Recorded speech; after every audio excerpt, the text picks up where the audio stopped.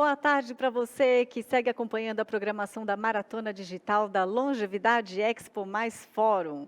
O tema desse painel de agora propõe a seguinte questão: estamos preparados para lidar com o impacto do cuidado domiciliar na saúde do longevo e na dinâmica familiar?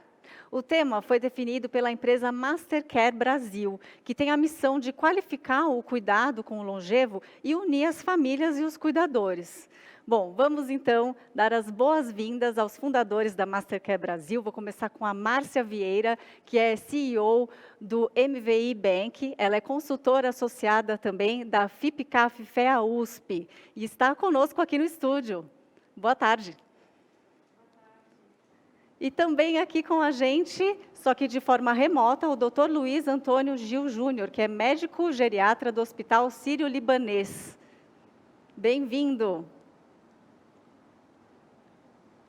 E agora, para compor esse papo, eu tenho um enorme prazer em chamar aqui o ator Alexandre Borges, que também participa com a gente remotamente. Já está online, Alexandre?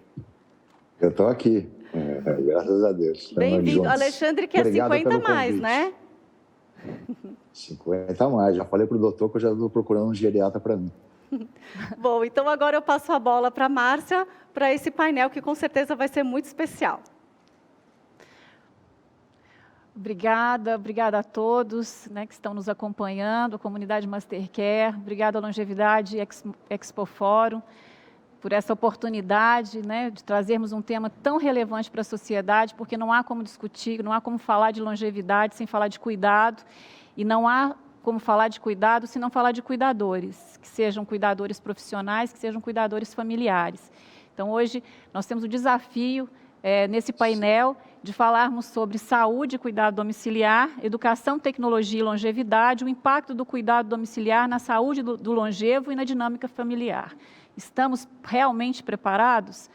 E hoje, então, a gente tem o Dr. Gil, né, como já foi apresentado, que vai nos trazer uma perspectiva técnica da visão de um médico que está à frente do cuidado de família, seja no hospital, seja nas casas, seja na sua clínica, e também na Mastercare conosco, e com muita satisfação, agradecendo a presença, a generosidade do ator Alexandre Borges de estar conosco hoje aqui, tão conhecido de todos nós por tantos papéis, e hoje ele vem falar de um papel que acredito um dos mais relevantes da sua vida, o papel de filho cuidador da dona Rosalinda. Então, hoje aqui também, com muito respeito, esse painel é para homenagear todas as mães, pais, avós, em especial a memória da dona Rosalinda, e já passando para o Alexandre, agradecendo a participação dele, que hoje fala do seu papel de filho cuidador. Márcia, muito obrigado pelas palavras, é um prazer estar aqui, e parabéns pela iniciativa, porque eu acho que a informação ela é fundamental, né? Nós vivemos no Brasil realidades muito diferentes, sociais, econômicas, né? E que isso com certeza influencia muito os cuidados das pessoas que estão em casa, né? Hoje mesmo, agora, eu estou aqui na comunidade de Heliópolis, fazendo uma ação aqui com a CUF, e é isso, acho que todo filho, toda filha, neto, neta, né? Que viveu experiências maravilhosas durante a vida, que foi ensinado, criado, amado, né? Chega o momento desses momentos de inversão de papéis, de retribuição a todo o carinho, a todo o exemplo que foi dado na vida pessoal de cada um. Então, Deus foi muito generoso comigo, permitindo que eu passasse esses 2 anos com a minha mãe, a pré-pandemia, durante a pandemia, e então foi uma experiência forte, muito rica, muito profunda nas nossas vidas, assim. E então eu só tenho a agradecer. Alexandre, e a sua experiência, quando você compartilhou publicamente a sua vivência de filho cuidador, foi um alento para muitos de nós, né, que somos filhos cuidadores. Eu sou filha cuidadora com muita honra do seu José Vieira Sobrinho e da dona Maria de Lourdes Teixeira Vieira, que estão nos assistindo agora, que são meus pais. Beijo nos dois. E foram os meus pais que me trouxeram para este universo do cuidado, de entender o que é a longevidade na perspectiva dessa nova geração de brasileiros que passam dos 80, dos 90, dos 100 anos. É uma nova geração. É uma geração que a gente está aprendendo a lidar, a ajudar a ter os melhores anos, né? Então, eu agradeço aos meus pais, sou aqui filha cuidadora, e também dessa missão de estar ao lado dos meus pais, nessa experiência. Chegamos à Mastercare, a criação da Mastercare, que eu tenho a felicidade de estar aí junto com o Dr. Gil. A doutora Cláudia não está aqui hoje, faz parte de pesquisas relevantes, né, contra o Covid, está fora do país. A Carolina Verdade, que é nossa sócia também, a Carol, mamãe, acho que há 3 semanas, está nos assistindo agora. E passo para o Dr. Gil, para ele também falar um pouco, né, do que temos feito na nossa perspectiva de ser uma empresa de tecnologia e saúde e pesquisa, né? Hoje aqui também a gente vai apresentar alguns resultados preliminares de uma pesquisa inédita que nós fizemos sobre os cuidadores profissionais no Brasil. Nós ouvimos 2.568 cuidadores, entre aspas, profissionais, porque a profissão não é regulamentada.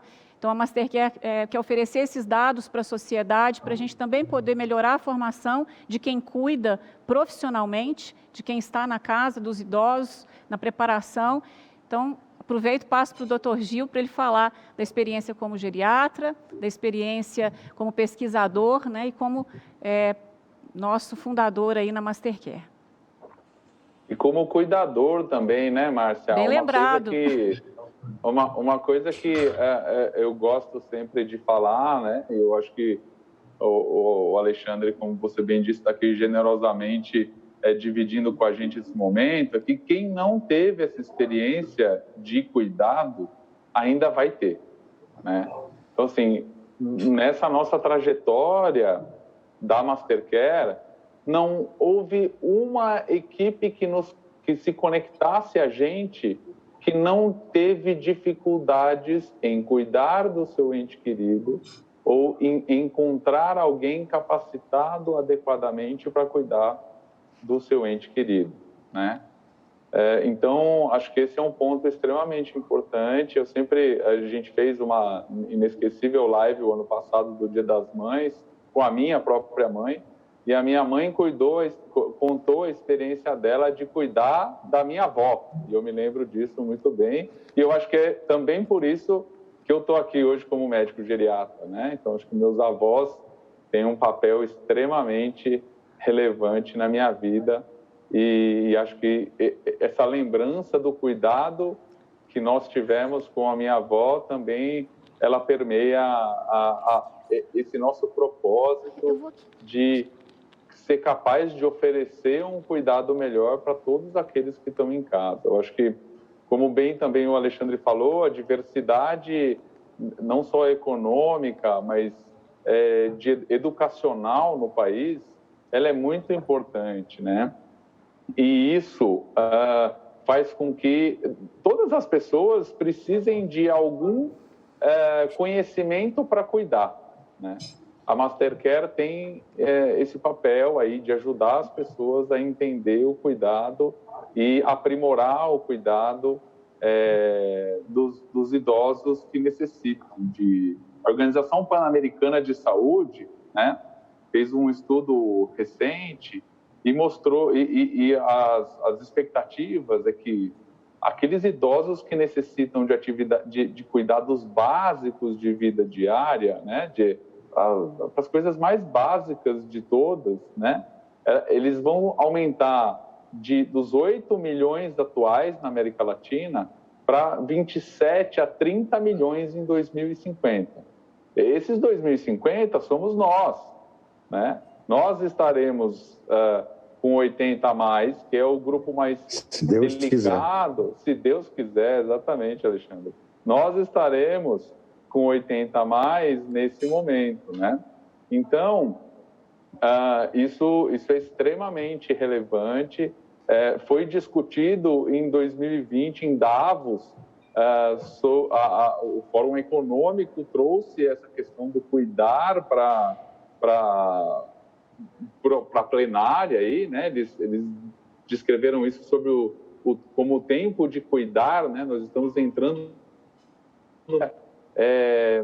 então acho que esse momento ele é um momento extremamente importante, profícuo para a gente semear novas estratégias, utilizar a tecnologia que está a nosso favor e capacitar cada vez melhor as pessoas, não só os cuidadores formais, mas também os familiares, né? E aí acho que eu até faço uma pergunta para o Alexandre: como foi para você encarar isso de frente, né? Porque assim, isso é uma coisa que a gente sempre fala na Mastercare, que acho que para ser pai, a gente tem ali 9 meses para aprender alguma coisa. De forma geral, a gente tem a nossa mãe para auxiliar em alguma coisa, né? Então, a gente tem um momento de preparação para conseguir ter alguma informação para se preparar para ser pai.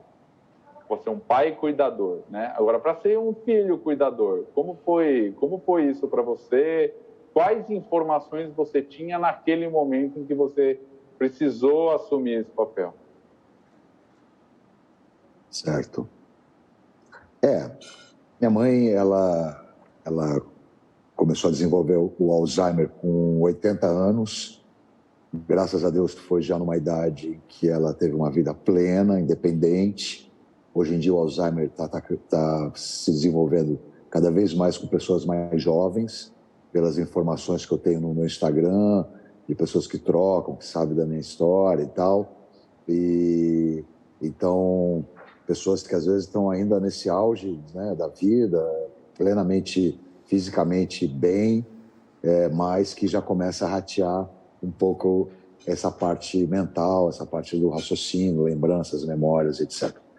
Então, eu tive uma experiência anterior não tão perto, não tão constante, mas com uma tia minha, irmã dela, em que ela teve um Alzheimer mais nova e durou mais tempo com Alzheimer.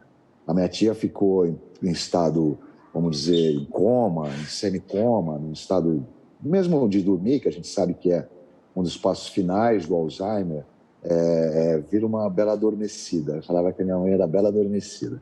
E minha tia com sono e o coração batendo. E a mente já não estava lá, ou pelo menos não estava o que a gente sabe o que é o comportamental. Eu sempre digo, o mundo interior é um mundo riquíssimo, é um mundo em que a gente não sabe exatamente o que uma pessoa com Alzheimer, o quanto ela está ali revivendo, rememorando, tendo contato interno com um mundo em que a gente não tem ideia. A minha mãe chamava muito pelos pais. Cadê minha mãe? Cadê meu pai? Não, está trabalhando, mas já vai voltar, não tem problema. Então, existe essa regressão. Então, eu tive uma experiência com a minha tia, né? E quando eu encontrei a minha mãe, há 2 anos atrás, depois encontrei com a minha mãe, eu fui para Santos, sou de Santos, minha mãe foi passar lá o final do ano com ela, eu percebi que ela não estava bem, estava com alguma coisa muito, muito nervosa, muito tal. Resolvi fazer uns exames com ela e ali se tinha diagnosticado que ela teve um infarto silencioso que se gerou um trombo, né, uma bolha, que teve um AVC, também silencioso, porque a gente tem aquela ideia tanto do AVC como o infarto, daquela coisa da dor, né? Mas não, no caso da minha mãe ou no caso de um idoso, eu não sei exatamente se é uma coisa meio padrão, você não percebe, não tem uma coisa muito... E nesses exames em que se descobriu esse pequeno AVC, se diagnosticou também um pouco esse início do Alzheimer, esse início, né? Que são coisas diferentes, tem a demência, tem o Alzheimer, né? Tem algumas sutilezas, assim. E a partir de então eu falei, bom, já sei mais ou menos qual é o padrão dessa doença, né? Já sei mais ou menos o que são os passos que vão acontecer, né? Então eu por sorte, tinha acabado de fazer uma novela, estava de férias e falei, bom, vou agora cuidar da minha mãe. Ela estava no momento ainda muito no início e bom, ficamos juntos 3 meses em São Paulo, mais alimentada, mais medicada, mais tudo, mais deu uma melhorada. E a gente estava dormindo na mesma cama, tinha uma coisa ainda de um lugar assim que ela não conhecia e tal. Eu resolvi voltar para Santos para ficar com ela. Para mostrar, mãe, aqui é a sua casa, aqui está seu quarto, esse é o meu, estamos aqui juntos e tudo mais, né? Porque ela ainda tinha essa independência e sempre quase teve até o final. Às vezes você acha que a pessoa não está aí, mas ela está. Então, em algumas coisas, ela não queria, ela estava dormindo, ela acordava, não quero, era muito, muito engraçado isso. E, a partir daí, eu comecei um processo dela de mais alimentação, mais cuidados, mais remédios, e comecei a procurar pessoas para me ajudar. Uma pessoa, uma cozinheira, uma pessoa que, se eu fosse sair para fazer alguma coisa em Santos, ficasse com ela. E comecei a entrevistar pessoas assim. Só que aí veio a pandemia. E aí eu tive que dispensar todo mundo outra vez e voltei a fazer tudo que eu estava fazendo antes, normalmente, como eu sempre fiz, nesse período. É lógico que nesses anos, aos 70, aos 65, ela precisou de mim também. Ela precisou que eu estivesse com ela no hospital, porque também tem isso, o idoso vai ficando rebelde. Não, eu não vou tomar esse remédio porque me ataca o estômago. Mas, mãe, é artrite, se não tomar vai piorar. Não, mas esse negócio vai me matar. Falei, tá bom, o que eu vou fazer? Sou filho, o que eu vou fazer? Não tem muito que com filho, às vezes você dá umas broncas e tudo bem, mas com a mãe. Eu falei, tá bom, mãe. Aí não dava outra. 5 meses depois, estava com a artrite de novo, toda atacando, tinha que voltar no médico de novo, e essa coisa toda. Então, a partir do momento que veio a quarentena, o Covid, eu falei, bom, ok, mais uma coisa aí para a gente ter que se cuidar, se preocupar. Minha mãe de risco, 80 anos, e foi um momento muito delicado para mim, doutor. Foi muito engraçado, porque eu tinha certeza que a sobrevivência, o bem-estar da minha mãe, eu tinha que fazer algumas coisas com ela. Eu não podia trancar ela dentro de casa, mesmo porque chegou um momento que ela nem sabia o que era Covid. Eu falava, mãe, é a Covid. O que é Covid? Eu já te falei, mãe. Não, mas não quero saber. Abre essa porta que eu quero sair. Não quero ficar trancada aqui dentro. Tá bom, mãe. Aí saía com ela. Então, assim, acho que no momento da pandemia, em que realmente eu me senti um pouco sozinho, porque cada um estava cuidando das suas coisas, cada um estava preocupado com a sua vida, com a sua saúde, com seus familiares também e tudo mais. Desculpa, caiu aqui. Então, eu procurei levar minha mãe para passear, tomar um ar, tomar um sol, porque eu sempre pensei, bom, o médico fala assim, meu filho, você tem que caminhar, você tem que tomar sol, você tem que cuidar da sua alimentação, né? E falei, bom, mas isso tudo bem, é um vírus, mas eu não posso ficar 2 meses trancado com a minha mãe aqui dentro, não dá. Ela não vai aguentar. E saía, quase era eu sozinho na rua com ela, na cadeira de roda, de máscara, dando uma volta no quarteirão. Eu fiquei revoltado quando trancaram o parque, praia, coisas que eu falei, mas gente, o idoso ele precisa de sol, ele precisa de ar. Eu que posso ficar em casa, eu tenho saúde para ficar isolado, ou distanciado. Eu abro mão de um monte de coisa, mas tem coisas que não dá. Mas isso é uma outra conversa. É uma opinião minha, né? Então, é uma coisa assim que... Aí você vai percebendo... qual foi a minha grande sacação assim, comigo mesmo? Eu não vou adiantar os processos. Eu vou deixar ela fazer tudo o que ela pode fazer enquanto pode fazer. E não vou corrigir a minha mãe. Não vou ficar corrigindo. Se ela... olha, ela via a novela e fala, olha lá o Alexandre... Que lindo. Eu falei, mãe, olha lá o Alexandre, teu filho, fazendo novela, hein? Que danado, olha que bonito e tal. E eu do lado dela. E ela me reconhecia no Vale a Pena Ver de Novo, que era uma novela que ela me via há 10, 20 anos atrás. Era uma coisa impressionante. E aí você também, o Alzheimer, ele traz um pouco, muito essa memória da infância, da juventude, né? Então eu colocava muito o Roberto Carlos para a gente ouvir, ela cantava junto as músicas do Roberto, Bete Carvalho, Clara Nunes, todos esses clássicos, assim, dos anos 70, né? E ela não... Porque começa esse processo de falar coisas que não está conseguindo lembrar, daqui a pouco está falando coisas que, para falar alguma coisa, fala, mas a palavra que ela está falando não é exatamente o que ela tinha que falar. Ela está falando palavras só para falar. E eu virei tipo um Google Tradutor dela. Então, ela falando umas coisas, eu já sacava como ela estava dizendo, o jeito dela, o que era, eu entendia nessa intuição de filho, mãe, sangue, genética, sei lá o que é. Então, eu lia minha mãe muito bem das coisas que... Então, assim, o problema é que às vezes a gente entra numa coisa de ego, que a gente quer que a pessoa seja o que a pessoa era, e não é mais. Você tem que se adaptar também. Você tem que entender que você está entrando num mundo ali que é diferente, mas é apenas diferente. A pessoa tem as suas emoções, tem o seu mundo interior, tem as suas lembranças da juventude, tem a música que ela canta, né, doutor? Acho muito bacana isso que você está falando, e aí até vou trazer aqui, tem uma pesquisadora que é a Marília Cecília Minaio, né? Ela fez uma revisão sobre o cuidado, e na verdade você, Alexandre, é um ponto fora da curva, né? Acho que a Márcia vai falar alguns dados aí dessa pesquisa inicial, preliminar aí que a gente tem. As mulheres, elas de forma geral assumem esse cuidado, né? Então, você já é um ponto fora da curva por conta disso. As mulheres são responsáveis... Eu sou filho único. Mas que bom que era você, né? Porque outros filhos únicos não fazem isso, né? Então, nem sempre isso acontece, né?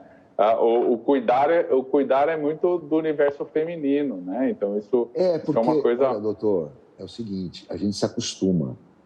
A gente se acostuma com a urina, a gente se acostuma com a fralda, com as fezes, com o sangue, com a ferida, com o cuidado que às vezes a gente tem medo. A gente tem medo, um pavor da coisa que, sei lá, acho que é uma coisa que a gente vê. Do íntimo, né, também. O que é o ser humano? Eu dava banho na minha mãe. Eu falei, mãe, eu saí daí, não tem problema. A gente é íntimo. Mas acho que você sempre levou isso com uma capacidade emocional muito importante, né? E os cuidadores, de forma geral, precisam de muita ajuda emocional, de informação, né? Como que eu lido com determinada coisa, até de algum certo apoio instrumental, assim, né? De algumas assim, uns pontos de reparo, assim, alguém que possa colaborar do ponto de vista instrumental também, né? Quando a minha mãe caiu, ela teve um tombo, assim, a gente sempre fazia a mesma coisa todo dia, aquela rotina bonitinha e tal. Eu virei as costas para lavar a louça, quando eu vi, ela levantou, não vi, foi pegar uma coisa, o chão estava não sei o quê, escorregou, quando eu vi, estava no chão. Houve uma fratura no fêmur, né? Aquela coisa clássica também do idoso, né? A queda é uma coisa que você tem que limpar a casa da pessoa, colocar pontos de apoio no banheiro, na cama, nos corredores, tirar coisa de quina, de tapete, tudo isso que pode causar um tombo, um tropeção, né? Então, a partir do momento que ela caiu, a gente se internou 10 dias em plena pandemia. Mas por que você não trouxe ela antes? Mas estão falando para ficar em casa. Mas, meu filho, a gente está preparado aqui. A gente está preparado para receber. É outra ala da Covid. Muita gente está deixando de fazer tratamento de câncer, tratamento precoce, exames, porque acha que tem Covid em tudo que é lugar. E não é bem assim. Nós estamos preparados para cuidar de outras doenças, porque a vida é assim. É muita coisa. A gente for fazer uma lista do que pode acontecer com uma pessoa hoje, no momento, é enorme. Então, enfim. Então, a partir daí, eu tive a sorte de encontrar pessoas que cuidaram dela comigo na internação. Foi um momento difícil, porque elas começaram a ficar comigo na minha casa, depois de 8 meses, 9 meses eu sozinho com a minha mãe, no meio da Covid, e de repente eu me vi ali com cuidadores que vinham de fora, que vinham de outros lugares e tudo mais, né, com todo cuidado, com máscara, mas foi um momento assim, mas a minha mãe precisava de troca de curativos, né, o banho começou a ficar na cadeira de banho mais especial, o remédio da madrugada, né? É uma coisa interessante, doutor, só para finalizar, que eu já estou falando demais. O Alzheimer tem uma coisa que me contaram, que o nosso primitivo, parece que o nosso sono era um pouco ao contrário. Por quê? Porque as pessoas na caverna, de noite, elas tinham medo do perigo, elas tinham medo do bicho que ia entrar, das coisas que podiam vir no escuro. Então, geralmente, as pessoas ficavam de vigília nesses primórdios da humanidade. E de manhã é que elas descansavam. Então, o Alzheimer, quando começa a chegar às 5h30, 6 horas, 6h30, você não pode deixar a penumbra tomar conta do seu lar, do lugar que a pessoa está. Porque aquilo vai criando uma angústia na pessoa, vai criando uma coisa que vai ligando um senso de perigo, alguma coisa assim. Então, a madrugada, ela é um momento de muito cuidado, de muito estresse também, de você, da madrugada, né? Isso é verdade?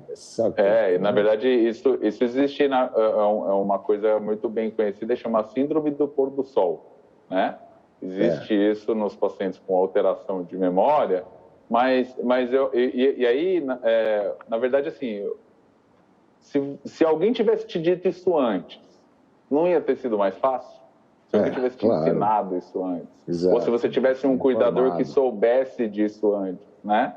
Acho que mudou muito. Eu já acendia às 5 horas da tarde, eu já começava a acender a luz da minha casa. Deixava tudo mais claro. É isso aí. Márcia. É exatamente isso. É exatamente isso, doutor Gil. Se tivesse nos dito isso antes, e tantas outras coisas, Alexandre, como filhos cuidadores, a jornada seria mais fácil e nós garantiríamos mais segurança também para os nossos pais, sabe? Para os nossos avós. Sim. Então, o que a Mastercare quer trazer hoje aqui, enfim, o nosso tempo é curto, mas a gente começar essa discussão, sabe, Alexandre, de alguma forma você se tornou um pouco embaixador dos filhos cuidadores, porque é um assunto que não se falava. É uma posição muito solitária. Se você é filho único, ou se você tem muitos irmãos, não importa. Se você é o filho que toma decisões, é uma posição muito solitária. Então, hoje o que nós queremos aqui com esse breve painel, porque o assunto é longo, é falarmos para os filhos, para os netos que cuidam, que não estão sozinhos, porque nós queremos ouvir e conversar e trazer esse assunto não só no âmbito empresarial, privado, né? A Mastercare é uma empresa de impacto social, mas para discussão na sociedade como um todo, né? Chamar o poder público também para a gente discutir como que outros países já cuidam dos longevos. Tem boas práticas internacionais que podem nos auxiliar no país, né? Márcia, desculpa te interromper, só pegando carona aí. Por exemplo, uma coisa básica. Minha mãe passou agora, nos últimos meses, muito tempo na cadeira de rodas. A nossa acessibilidade é uma coisa terrível no Brasil. Eu realmente senti o que é ser um cadeirante. Falando no Brasil, porque é a nossa terra, enfim, em outros lugares também deve ser precário, sei lá. Mas é uma coisa assim impressionante. É só buraco, é só rampas quebradas. Você concorda? É uma coisa muito... Sim. Que faz parte desse cuidado com o idoso também. Muitas quedas acontecem na rua, sabe? É verdade, é um todo. Tanto o que a gente está observando, o que a gente tem construído, é quase que a gente está buscando alianças intersetoriais. Então, nós queremos falar, Alexandre, com você, que tem uma representatividade muito grande, generosamente está aqui hoje, é um filho que viveu, tudo isso que você conta ecoa no coração de muitos, você pode ter certeza disso. E chamar também, além do poder público, outras tecnologias, outras empresas que também queiram trabalhar e nos auxiliar, porque precisa de aliança forte, porque a missão é muito grande, né? O crescimento da expectativa de vida no país, essa dádiva que é a longevidade, requer um esforço conjunto da sociedade, né? Eu vou trazer muito rápido, porque hoje a gente traz dados preliminares, como o Dr. Gil fez, se puderem colocar aqui para mim na tela. São dados preliminares da pesquisa que nós fizemos sobre o perfil do cuidador de idosos no Brasil. É a primeira pesquisa, até onde nós conhecemos, que detalha quem são aqueles que estão nos nossos lares cuidando além do familiar. A profissão de cuidador de idosos é a que mais cresceu no país, em uma década, cresceu 550%, mas ainda não é regulamentada. É uma ocupação ainda não regulamentada, o que requer, portanto, que a gente melhore, inclusive, o nível de qualificação desses profissionais e de suporte, porque, como o Alexandre falou, ele conseguiu encontrar pessoas boas que o auxiliassem em determinado momento, mas é uma trajetória complexa também para as famílias buscar quem vai estar junto com esse longevo em casa e cuidando. Então, a gente quer agradecer muito a Neurogênesis, que nos apoiou nessa pesquisa. O Alexandre falou da mãe com Alzheimer. A Neurogênesis traz uma tecnologia, nesse conceito nosso de ecossistema, traz uma tecnologia inovadora no Brasil, já difundida na Europa, para o tratamento de Alzheimer. Está sendo lançado, a gente tem a honra de estar falando hoje aqui da Neurogênesis, MVI, Big Day, Capital Empreendedor Sebrae, Longevidade. Essa pesquisa nós vamos disponibilizar para quem tiver interesse em ter acesso. O objetivo é discutirmos quem são os cuidadores de idosos, entre aspas, profissionais no Brasil, de uma profissão não regulamentada. Como o Dr. Gil falou, a gente viu que a maioria são mulheres, estamos alinhados com os objetivos do desenvolvimento sustentável. Então, nós temos dados desde a formação, nível de experiência, as dúvidas, enfim, é um trabalho vasto que nós estamos fazendo com o uso de ciência de dados. Ouvimos 2.568 cuidadores no Brasil, metade deles em São Paulo, metade no Rio de Janeiro, aproximadamente, mas também ouvimos de outros estados, as dúvidas, as dificuldades. Essa pesquisa é uma pesquisa pública. Nós queremos compartilhar essa pesquisa com a sociedade para a gente discutir a qualificação, a melhoria do cuidado dos idosos no Brasil. Essa é a missão da Mastercare, ser um ecossistema que traz diferentes setores, diferentes soluções, para juntos pensarmos alternativas para uma longevidade, para um Brasil com longevos mais saudáveis e mais felizes. Agradecendo aqui, que eu vou passar para o Alexandre e o Dr. Gil encerrarem, agradecendo a Longevidade Expo Mais Fórum, a doutora Valesca, ao Dr. Francisco, né, que nos permitiram que trouxéssemos aqui esse debate, essa discussão, e para dizer que é o início, a gente está no começo dessa jornada que requer, como eu disse, alianças fortes. Todos são nossos convidados, então aí os contatos, passo para quem primeiro? Passo para o Alexandre, passo para o Dr. Gil. Passo para o Alexandre. O doutor encerra, né? Doutor então, vou passar para o Alexandre, agradecendo, viu, Alexandre? Eu que agradeço, Márcia. Você falar a linguagem dos filhos, cuidadores. Muito obrigada, viu? Passo para você. Eu que agradeço muito a oportunidade. Muita gente, como eu falei, pelo Instagram, que agora é uma coisa que eu estou mexendo bastante, depoimentos. É uma coisa emocional, como você falou, muito difícil. Você não quer ver a pessoa, talvez, que você mais ama na vida, sofrendo. Então, são exames, são colher sangue, é o braço que fica roxo, é a magreza, às vezes, um olhar mais perdido, e você olha aquilo e fala, meu Deus, eu não vou aguentar isso. Mas Deus é grande, você aguenta. Você vai acostumando, você vai tendo uma coisa assim de força interior muito grande. Quero dizer assim que a pessoa que ficou comigo cuidando é um enfermeiro, um técnico de enfermagem, a gente chamava ele de Domênico, o filho perdido. E ele vinha, foi a pessoa que minha mãe se deu melhor, porque isso é importante também. Você tem que respeitar toda a independência ainda que o idoso tem. Não adianta você achar que agora que você é o cuidador que você vai começar a mandar em tudo e a pessoa tem que obedecer tudo que você quer fazer de um jeito egoísta. Então, eu fui tentando acertar pessoas que ela se dava bem também. Minha mãe era difícil? Era. Tinha momentos em que o Alzheimer trazia para ela irritações que não eram muito dela? Sim.